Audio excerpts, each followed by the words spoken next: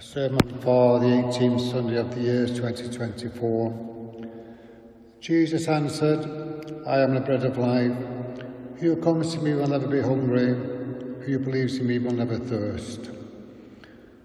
This is the first time our Lord calls himself the bread of life.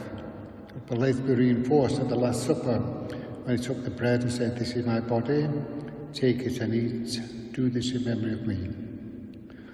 The first reading today from the book of Exodus details the Jewish people's flight from Egypt when Moses led them out from captivity in Egypt to freedom in the Promised Land, a journey which took 40 years to complete.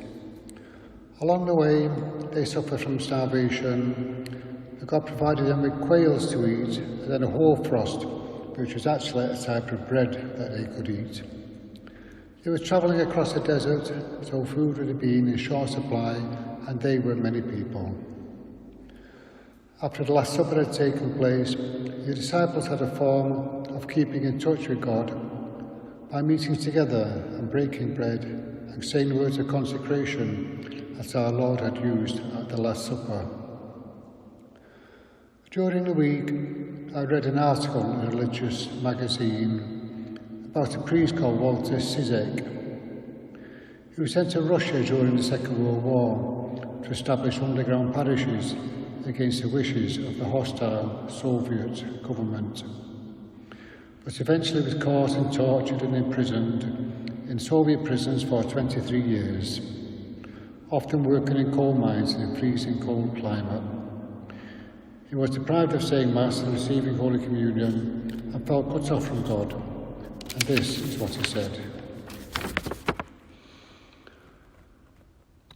This brought home to me more forcefully than ever. I was deprived of that spiritual food and the reality of that communion. I turned to God in prayer, made frequent acts of spiritual communion throughout the day, but I literally hungered to be able to receive him once again.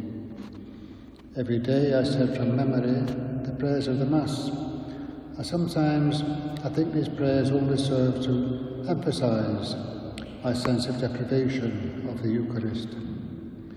In those days of torment and stress, of darkness and humiliation, I knew I desperately needed that source of strength, the bread of life might have provided, and I could not have it. I prayed to God, I talked to him and asked for help and strength. I knew that he was with me. All this I had is I could not have him in my hands. I could not have his sacramental presence.